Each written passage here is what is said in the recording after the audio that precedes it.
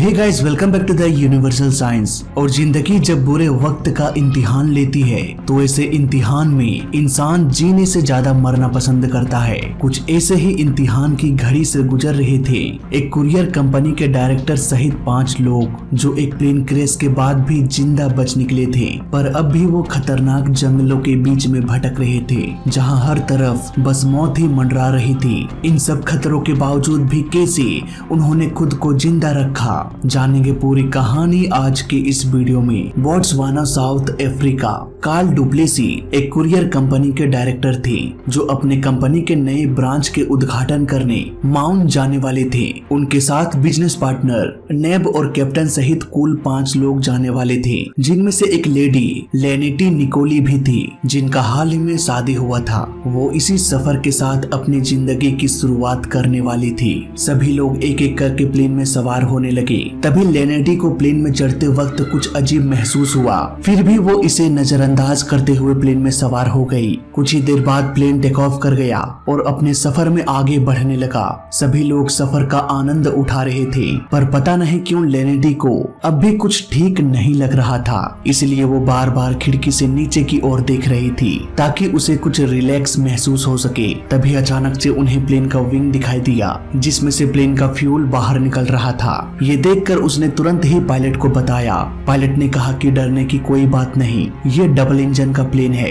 ऐसा कहकर उन्होंने एक इंजन को बंद कर दिया ताकि प्लेन में आग ना लग जाए। तभी अचानक से प्लेन का एल्टीट्यूड कम होने लगा। ये सब देखते हुए पायलट एटीसी से कांटेक्ट करने की कोशिश करने लगा, पर अफसोस उससे कोई भी कांटेक्ट नहीं हो पाया। फाइनली ये प्लेन धीरे धीरे नीचे आता गया और सीधे एक जंगल में जाके क्रैश हो गया।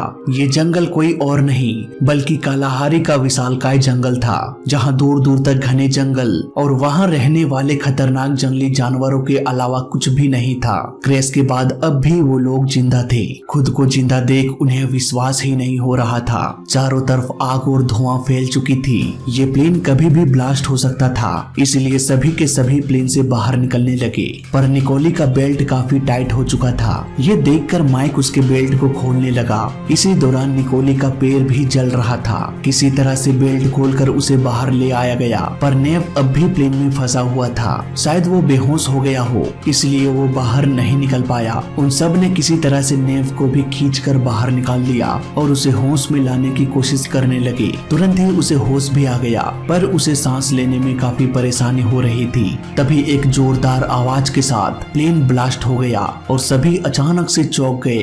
पर अभी भी नेव की हालत काफी अधिक खराब थी। उसे पेड़ के सहारे खड़ा कर दिया गया। उधर लेनेटी को भी चलने में परेशानी हो रही थी, साथ ही उसके हाथ का नस भी जल चुका था, जिस वजह से उसे काफी अधिक दर्द हो रही थी। पर उसे लग रहा था कि शायद हमें जल्द ही बचा लिया जाएगा, लेकिन जब तक हमें बचाया नहीं जाए तब तक प्लेन से जरूरत की चीजों को निकाल लेना चाहिए। जो कुछ भी बचा होगा ब्लास्ट के बाद। काफी देर खोजने के बाद उन्हें एक लाइटर मिला। इसके अलावा सभी खाने पीने की चीजें जल चुकी थी। तभी उसके आसपास कुछ जंगली जानवर घूमने लगे। ये देखकर सभी घबरा गए और घास फूस लकड़ी जमा करके आग जलाने की कोशिश करने लगे, ताकि आग की वजह से कोई भी जानवर हम पर हमला ना करे। ठीक ऐसा ही हुआ। धीरे धीरे रात हो गई। सभी आग के पास बैठ गए, पर अभी भी जानवर आसपास ही घूम रहे थे। किसी तरह से रात गुजर गई। अगली सुबह सभी को प्यास लगने लगी और अपनी प्यास बुझाने के लिए झाड़ियों में गिरे ओस को पीने की कोशिश करने लगे।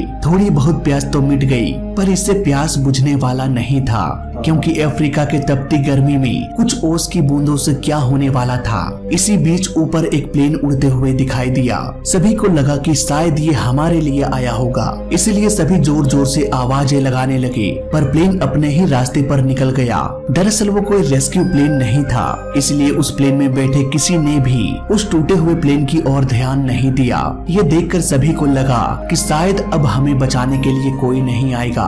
कार्ल को लग रहा था कि एक ट्रांसमीटर ही है जो हमें बचा सकता था, लेकिन प्लेन पूरी तरह से जल चुका था। ऐसे में उन्होंने सिचुएशंस को देखते हुए एक निर्णय लिया कि हमें चलकर आसपास देखनी चाहिए। शायद जंगल में कोई ऐसा इलाका मिल जाए जहां हम मदद के लिए बोल सके। तभी पायलट ने कहा कि पागल मत बनो, हम लोगों का प्लेन बोट्सवाना से करीब 150 किलोमीटर की दूरी पर क्रैश हुआ है और यहाँ पर सिर्फ जंगलों के अलावा कोई भी बस्ती नजर नहीं आने वाली। फिर भी कार्ल किसी तरह से पायलट को समझाकर मनाने लगा लगा कि हम अगर एक दिन में भी 5 किलोमीटर चले तो 4 दिन में माउंट पहुंच जाएंगे, जो यहाँ से करीब 20 से 30 किलोमीटर की दूरी पर है। ये कहकर कार्ल और पायलट वहाँ से निकल गए। तभी लेनेटी मन ही मन सोचने लगी कि काश मैं भी किसी तरह से आप लोगों की मदद कर पाती, पर इस हालत में वो चाह कर भी कुछ भी नहीं कर सकती थी। वो दोनों चलते चलते बस यही दुआ कर रहे थे कि काश कोई प्लेन हमारी मदद के लिए आए ताकि हमें ऐसी मुश्किलों को जूझना ना पड़े। उन दोनों को अंदाजा तक नहीं था कि आगे उनके साथ क्या क्या होने वाला था, क्योंकि दोपहर के समय में यहाँ पर तापमान 45 डिग्री सेल्सियस तक बढ़ जाती है। ऐसे में बिना कुछ खाए पिए एक दिन में 5 किलोमीटर का सफर करना बहुत ही मुश्किल भरा काम था। उधर वो तीनों बुरी तरह से प्यास से तड़प रहे थे। लेनेटी का गला पूरी तरह से सूख चुका था। किसी तरह से वो एक पेड़ के नीचे आराम करने लगे। कार्ल और पायलट जैसे जैसे आगे बढ़ते जा रहे थे, उन्हें मकड़ी की जालें और कांटों भरी झाड़ियां मिल रही थी। कुछ देर बाद कार्ल को हाथियों का एक रास्ता मिला। उसी रास्ते पर वो चलने लगे। कुछ दूर चलने के बाद उन्हें गड्ढे में पानी मिला, पर यह पानी एकदम गंदा था। इसके बावजूद कार्ल उस पानी को पीने की कोशिश करने लगा।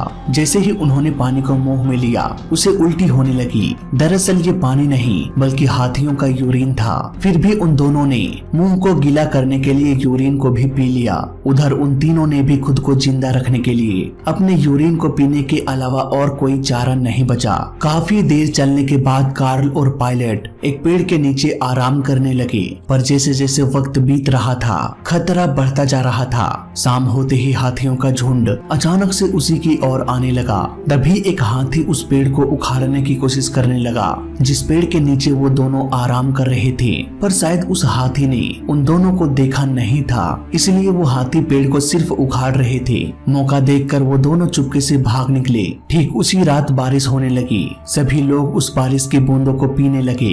उधर उन तीनों ने प्लेन के टूटे मलबे में बारिश का पानी जमा करने की कोशिश करने लगे ताकि इसे बाद में भी पिया जा सके। इस बारिश ने प्यास को तो खत्म कर दिया, लेकिन इस बारिश ने वहाँ पर जलाई हुई आग को भी बुझा रही थी। इसलिए माइक प्लेन के टूटे हुए हिस्सों को आग के ऊपर रख दिया। करीब 3 दिनों तक कार्ल और पायलट चलते रहे, पर अभी तक उन्हें कुछ भी हासिल नहीं हुआ था। न तो वो किसी गांव को खोज पाए और न ही किसी तरह की सड़क। उधर समय के साथ साथ लेनेटी की तबीयत तेजी से बिगड़ने लगी। तभी अचानक से उसके आसपास कुछ जंगली जानवर घूमने लगे। ये देखकर उन तीनों की हालत भी खराब होने लगी। इसी तरह से करीब 3 दिन गुजर गया। चौथे दिन जब कार्ल और पायलट चल रहे थे, तभी अचानक से पायलट जमीन पर गिर गया। कार्ल तुरंत ही अपने कंधों का सहारा देकर उसे आगे ले जाने लगे, पर सर के ऊपर इतनी तेज धूप थी कि एक बार फिर से उन्हें प्यास लगने लगी। भूख और प्यास से धीरे धीरे वो डिहाइड्रेशन का शिकार होने लगे। साथ ही उन्हें भ्रम भी होने लगा कि आगे कोई तालाब है, पर जैसे ही वो वहां जाते उन्हें मिट्टी के अलावा कुछ भी नहीं मिलता।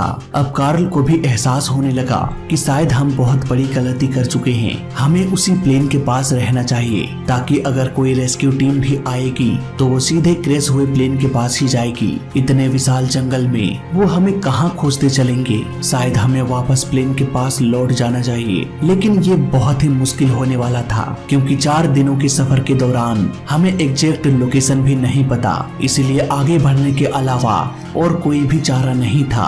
इसी सोच के साथ एक बार फिर से वो चलने लगे। धीरे धीरे एक दिन और बीत गया। 5वें दिन भी वो लगातार चलते रहे। शाम होने से पहले उन्हें एक झोपड़ी दिखाई दिया।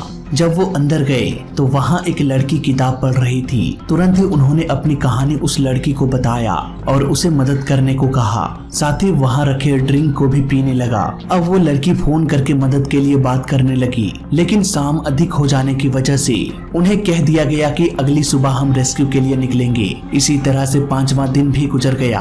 अगली सुबह उधर वो तीनों प्लेन के मलबे के पास ही सो रहे थे। तभी ऊपर आसमान में एक गिद्ध मंडराने लगा। ये देखकर उन सबको लगा कि शायद ये गिद्ध अब हमें खा जाएगा। बस ये इंतजार कर रही है कि कब हमारी मौत हो। पर कुछ ही देर बाद उन्हें हेलीकॉप्टर की आवाज सुनाई दिया। सभी के मन में एक उम्मीद की किरण दिखाई दिया, पर साथ ही साथ उन्हें ये भी लग रहा था कि शायद ये हमारा भ्रम हो।